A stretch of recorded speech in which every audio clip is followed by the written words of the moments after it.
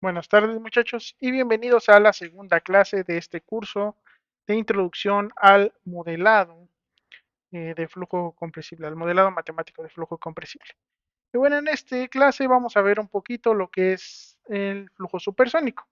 Y para eso tenemos que entrar en materia con un número dimensional que se llama número de Mach, que va a ser nuestro referente para saber si hablamos de flujo compresible o incompresible. Y bueno, el número de Mach se define como la velocidad que tiene nuestro fluido con respecto a la velocidad del sonido. ¿Ok?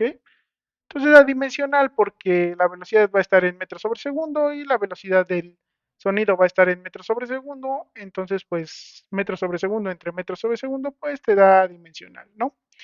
Eh, Esta velocidad del sonido, pues depende de varias cuestiones, principalmente de esta gama, que es la relación entre la capacidad calorífica a presión constante con respecto a la capacidad calorífica a volumen constante, la temperatura de operación y la masa molar. Además, pues va a tener la R, ¿no? ¿Por qué va a tener la R, que es la constante de los gases? Porque esta velocidad del sonido va a ser normalmente para gases. Como ya les había mencionado en la clase pasada, nuestro interés está centrado principalmente en ellos porque es relativamente fácil alcanzar este flujo compresible en gases. En el caso de los líquidos, pues cambia un poquito la expresión para calcular la velocidad del sonido porque pues ya no vamos a tener esta constante de los gases, ¿no? Tendríamos que cambiar la ecuación de estado. Bueno, pensando en esto, eh, nosotros vamos a tener una velocidad del sonido para las condiciones de operación que estemos trabajando en ese momento. Aquí hay que hacer un paréntesis para entender un poquito más esta gama. Esta gama es intrínseca a cada gas que nosotros podríamos operar en un proceso compresible, ¿no? Y bueno, aquí tenemos una tablita o una gráfica donde nos dice cómo cambia esta gama en función de la temperatura. Pues vean que normalmente a temperaturas bajas sí hay un efecto de la temperatura, pero a temperaturas más altas pues ya el efecto se disminuye, ¿no? Empieza a ser más constante el comportamiento de esta relación de capacidad calorífica a presión constante con respecto a la capacidad calorífica a volumen constante. Si ven en estos gases que son monoatómicos como el argón, esta gama normalmente se estima como 1.66 y se mantiene constante, ¿no? Para los gases nobles principalmente. Pero para los gases diatómicos, como el hidrógeno, el oxígeno, el nitrógeno o mezclas como el aire, inclusive algunos como el CO o el CO2, normalmente se considera que es 1.4, ¿ok? Es como eh, es el valor que se les da, ¿no? 1.4, pero sí varía un poquito con cada gas. Si queremos hacer un cálculo más preciso, pues inclusive podríamos meter la gama en función de la temperatura, ¿no? Calcular la temperatura que nos interesa y ver cómo cambia esta velocidad de sonido con esta propiedad. Ahora, este cociente de la constante de los gases ideales sobre su masa molar, en muchos libros lo tienen como solo la R, ¿no? Y dicen que es la R para cada gas, pero para realizar la conversión, pues simplemente consideren esta definición, ¿no? Que esa R que se van a encontrar, porque a veces van a encontrar esto como gamma RT, esa R es la R por unidad de masa molar. Entonces va a cambiar para cada gas, ¿ok? Eso nada más son notas para que las tengan en mente. Ahora, ¿para qué nos sirve este número de Mach? Eh, este número de Mach lo que nos va a decir es el régimen de flujo en el que nos encontramos. Acuérdense que el flujo es el movimiento de ese gas. Lo que estamos haciendo que se mueva a cierta velocidad. Si nosotros trabajamos con Mach menores a 0.3, vamos a estar en el régimen incompresible, que si se acuerdan era considerar que la densidad no va a tener cambios apreciables, ¿no? Pero si lo subimos por arriba de 0.3, es decir, tiene más del 30% de la velocidad del sonido, entre 0.3 y 0.7 vamos a tener un flujo subsónico. En el caso del flujo subsónico ya empieza a haber cierta compresibilidad. ¿Ok? Va a cambiar la densidad del fluido, va a tener compresiones o expansiones dependiendo de qué, con qué esté interaccionando, ya sea de forma externa a sólidos o contenido en paredes, ¿no? Ya va a tener cambios en densidad. Si tenemos un MAC entre 0.7 y 1.2, vamos a entrar al régimen del flujo transónico. Ujú. Y eso quiere decir que van a aparecer discontinuidades en las propiedades del fluido que se llaman ondas de choque. Ahorita vamos a hablar un poquito más de ellas, ¿no? Lo que nos interesa aquí es que empiezan a aparecer. En el flujo transónico empiezan a aparecer estas ondas de choque. No necesariamente van a estar arriba siempre, simplemente pueden estar arriba, pueden estar abajo, dependiendo de con qué sólidos esté interaccionando nuestro gas.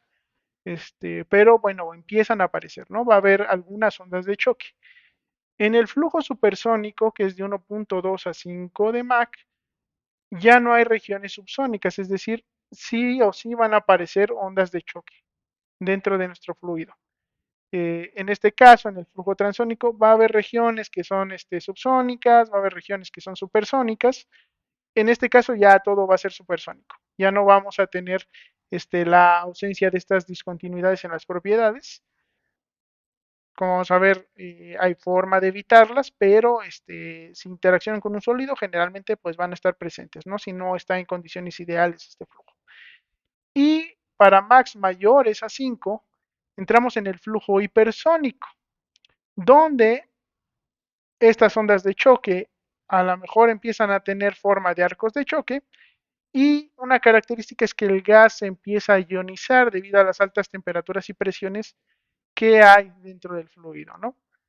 Eh, la diferencia entre una onda y un arco, ahorita la vamos a ver. Ahora, estábamos hablando de que empiezan a aparecer, que la característica principal del flujo supersónico es que hay ondas de choque. Uh-huh. ¿Qué son las ondas de choque? Las ondas de choque son cambios abruptos que pueden verse casi como discontinuidades en las propiedades del fluido, principalmente en la presión, temperatura y densidad del mismo. Es decir, son cambios abruptos en la, en la, en la magnitud de estas propiedades, ¿no? Va a haber cambios muy, muy fuertes dentro de lo que sería nuestro dominio del flujo, ¿no? Donde se está moviendo nuestro gas, va a haber cambios muy fuertes. Estas ondas de choque pueden ser normales, pueden ser oblicuas, perdón, o arcos de choque, dependiendo de con qué esté interaccionando nuestro fluido y de la velocidad que haya alcanzado, ¿no? Dependen mucho de eso, de la velocidad que tenga, es decir, de qué tan compresible sea y de qué es lo que lo está conteniendo o qué lo rodea. En el caso de las ondas de choque normales, pues simplemente es un cambio entre el MAC, ¿no? Tenemos un MAC, sería como la interfaz entre una región subsónica y una región supersónica. Entonces aquí va a haber una discontinuidad en las propiedades de nuestro fluido. Ujú. Las ondas de choque oblicuas normalmente tienen que ver con la interacción con algún sólido. Estas van a tener un cierto ángulo con respecto a la horizontal, ya no van a ser totalmente rectas, sino que van a tener un cierto ángulo. Ahorita vamos a ver un poquito más de eso. Y bueno, nuevamente pues tenemos un cambio entre un flujo subsónico y un flujo supersónico. Ujú.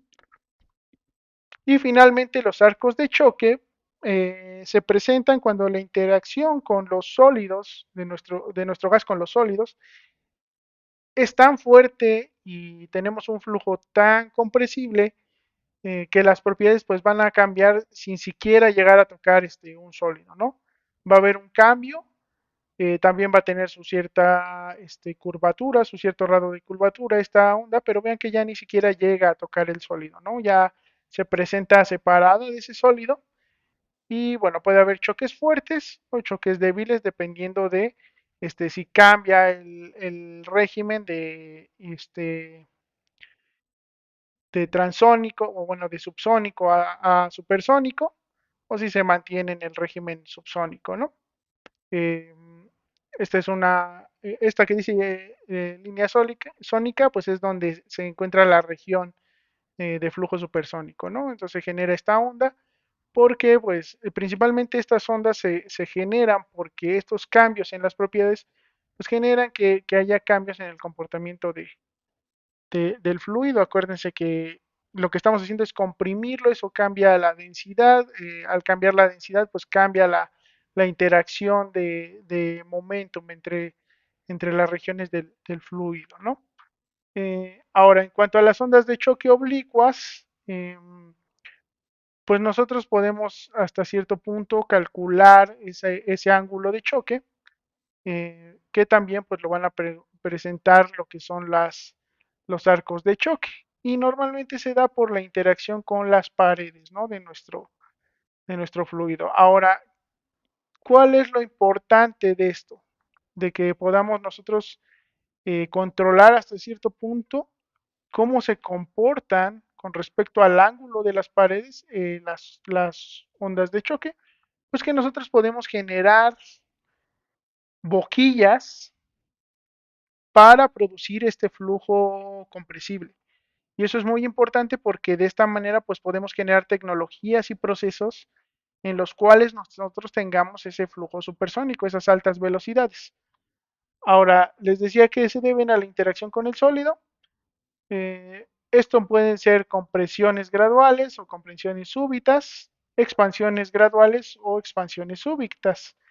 En el caso de que sea una expansión o una compresión súbita, eh, las ondas de choque pues se van a generar casi con total certeza en la compresión. Vean que aquí tenemos un cambio totalmente eh, no gradual entre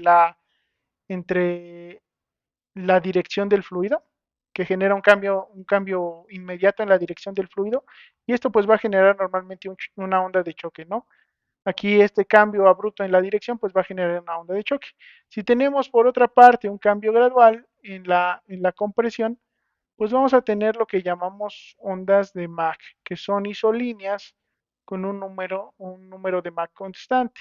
Si estas convergen en algún punto, eso va a generar una onda de choque. Es uno de los mecanismos que están propuestos para la generación de ondas de choque. Y en el caso de las expansiones, normalmente no se producen ondas de choque. Ahí más bien pues tenemos ondas de Mach, que les digo son isolíneas de número de Mach. Eh, y bueno, aquí no, a pesar de que puedan converger en un punto, no va a generar como tal un choque. ¿Ok? Eso ya más bien vendría podría presentarse uno, pero es más bien por las propiedades del fluido.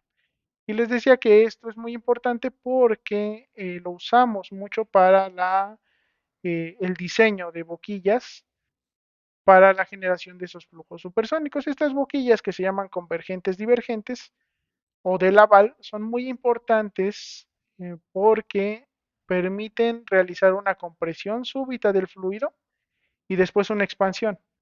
Entonces esa compresión genera un cambio en las propiedades y luego esa expansión va a generar un flujo supersónico.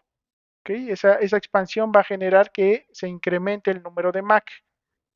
Entonces primero lo reducimos y luego lo incrementamos. Eso es lo que estamos haciendo. ¿Okay? Entonces estamos haciendo una región que se comprime, se expande y entonces el número de Mach se vuelve supersónico. Y así generamos esos incrementos en velocidad. Ahora esto depende de muchas variables, el radio de curvatura, el ángulo de la zona convergente, el ángulo de la zona divergente. Es una ciencia compleja, ¿no? El diseño de este tipo de boquillas. Em, Estas boquillas, pues como les digo, son importantes para la generación de estos flujos supersónicos. Hay boquillas que solo son convergentes, en cuyo caso solo comprimimos el gas y después se libera a la atmósfera. En este caso podemos tener 5 comportamientos. Bueno, en realidad son 2 comportamientos. Tenemos los jets subsónicos. Ujú, en donde no alcanzamos el flujo supersónico, es decir, vamos a alcanzar un incremento en la velocidad, vamos a causar un incremento en la velocidad, pero no llega a ser supersónico. Tenemos jets supersónicos perfectos, con un comportamiento ideal, más que perfectos, con un comportamiento ideal, en donde pues la presión a la salida de la boquilla va a ser igual a la presión atmosférica. En ese caso, pues lo que ocasiona es que no haya choques. Simplemente va a generar un flujo supersónico, pero sin choques. Y tenemos el punto sónico y boquillas que generan tal compresión que una vez salida a la atmósfera hay ondas de choque, ¿no? Hay choques en el exterior, que sería ya el jet supersónico. De la misma forma, tenemos boquillas convergentes divergentes o de Laval, como les había comentado, en donde tenemos una compresión y una posterior expansión. Esa compresión genera un incremento en la densidad que al liberarse y expandirse, pues genera un incremento en la velocidad, ¿no? Y ese incremento en la velocidad, pues genera que podamos tener diversos comportamientos. A veces tenemos flujos subsónicos, como el A y el B, en donde ya no se alcanza a generar lo que sería eh, una garganta sónica, simplemente hay un incremento en la velocidad, que sería igual a esto, tendríamos jets subsónicos, pero si llegamos a alcanzar el número de Mach 1 en la garganta, es decir, una garganta sónica, que ya tiene una velocidad del sonido, dependiendo de cómo sea la expansión, pues podemos tener varios comportamientos, ¿no? Podemos tener estas regiones en donde va a haber choques internos adentro de la garganta. Esto es muy malo porque eso genera cavitación, bueno, desgaste en la garganta, genera lo que sería una pérdida en la velocidad de nuestro fluido. O sea, estos choques, los choques no son buenos para la velocidad. Son malos para el comportamiento de un proceso. Nosotros no queremos que haya choques. Pero bueno, podríamos tener choques al interno de la garganta, eso le llamamos una boquilla ahogada. Al interior de la garganta no, al interior de la boquilla. La garganta es la región con menor espesor. Ajá, la región que tiene más cercana ambas paredes, ¿no? La de menor diámetro. Esto sería tridimensionalmente viéndolo, pues son sólidos de revolución, ¿no? Entonces por aquí pues tendríamos un diámetro más pequeño, el diámetro menor que sería es donde se alcanza la velocidad sónica, ajá, la velocidad del sonido, donde el Mach vale 1. Acuérdense que un Mach de 1 implicaría que la velocidad es igual a la velocidad del sonido. Entonces, bueno, en ese Mach de 1, pues nosotros alcanzamos esa velocidad sónica. Si no se controla esta expansión, puede haber choques internos de la garganta, como serían el caso C, D y F. Aquí hay choques adentro de la garganta, eso es malo para el proceso. Y en dado caso de que esté bien nuestras condiciones de operación y bien el diseño de nuestra garganta, pues podemos tener como el caso G, en donde vean que hay una reducción en la presión una vez que sale el gas de la garganta, entonces aquí habría choques en la parte externa. ¿Mm? Tenemos una reducción en la presión, entonces habría choques aquí afuera. Podemos llegar al diseño ideal en donde no vamos a tener choques, pero sí vamos a tener un flujo supersónico.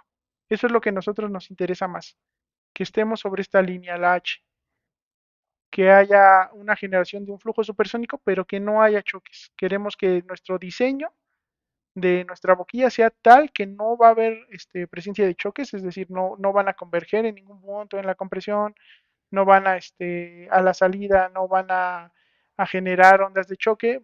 Queremos eso. Eso es lo ideal, el comportamiento ideal. ¿Y de qué depende este comportamiento ideal? Pues del diseño de la garganta y del gas que estemos trabajando, además de las condiciones de presión y temperatura que nosotros usemos, ¿no? Eso ya lo vamos a ver un poquito después. Bueno, tenemos eso.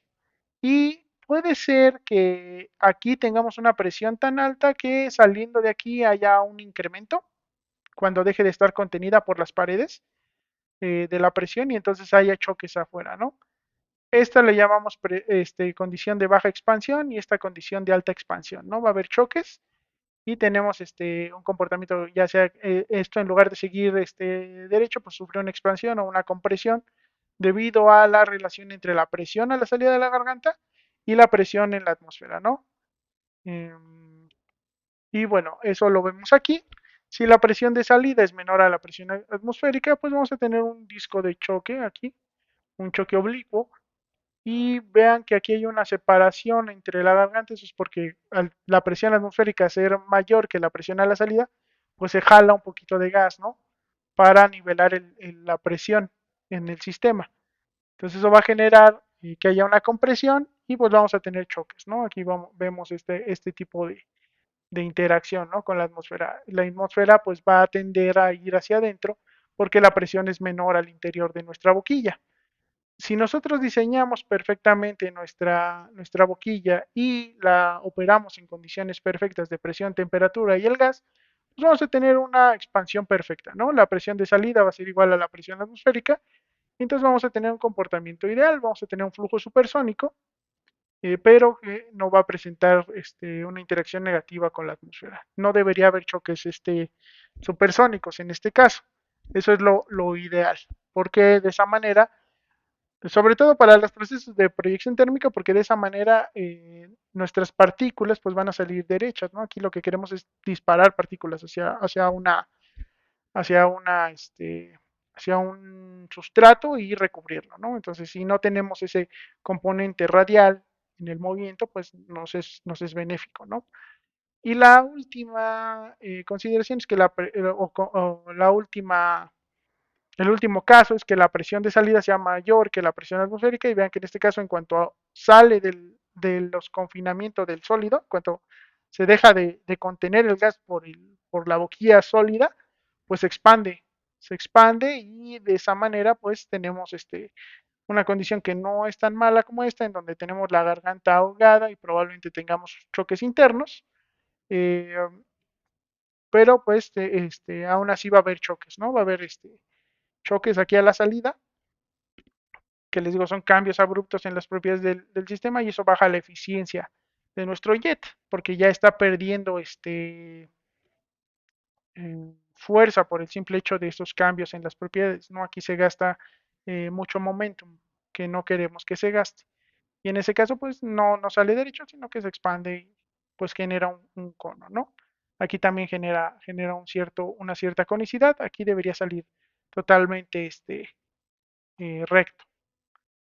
Y bueno, entonces tenemos estas condiciones de diseño, ¿no? Si no diseñamos bien nuestra garganta, pues podría, o bueno, este del jet subsónico, pues no es de nuestro interés en este caso para estas simulaciones, pero podría ser interesante para ciertos procesos que tengamos el jet subsónico. Ahí no va a haber choques porque como estamos por debajo de un MAC de este punto 7, pues no vamos a tener esos problemas, ¿no? No va a haber choques. Puede ser que haya choques internos, como en el caso CDE. Puede ser que haya un choque justo a la salida de la boquilla, como es el caso F. Ujú.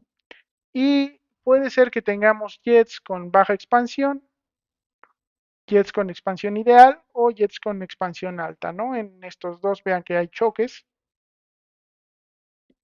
Estos se llaman diamantes de choques y son una característica de los jets supersónicos. Aunque nosotros pues lo que queremos es esto, ¿no? Que sea jet supersónico, pero que no tenga choques, ¿no? Mm, Y bueno, la última cosa que vamos a ver es que a nosotros lo que nos interesa pues es recubrir un sustrato.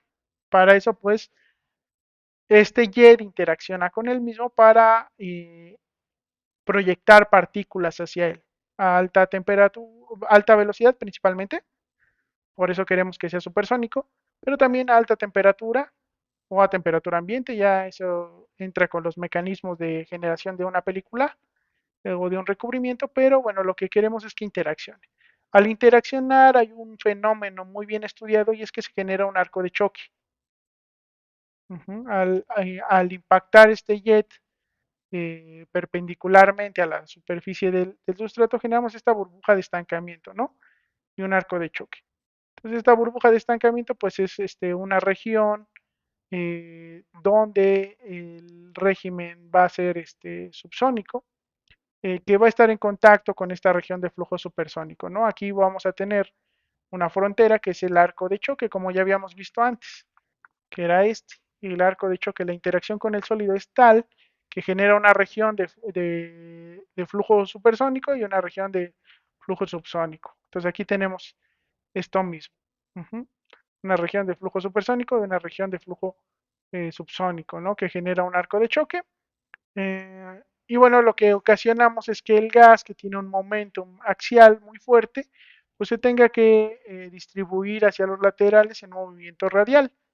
Y esto es particularmente interesante porque pues aquí las partículas queremos que lleguen lo más perpendicularmente al sustrato que queramos y que no tengan un componente radial, ¿no? Pero aquí pues va a existir porque va a existir, el jet se expande y pues va a generar como un disco. Si lo ven de frente, pues genera como un disco. Esto acuérdense que es un sólido de revolución, entonces esto aquí queda una huella como un disco, ¿no? Entonces también eso lo tenemos que estudiar, es una parte importante. Y bueno, con eso terminamos nuestra lección de lo que sería la introducción al flujo supersónico. No nos metimos mucho en lo que serían conceptos un poquito más complejos, pero creo que es una buena clase para empezar a entender. Nos vemos la próxima, donde vamos a ver un poquito de lo que es el modelado matemático.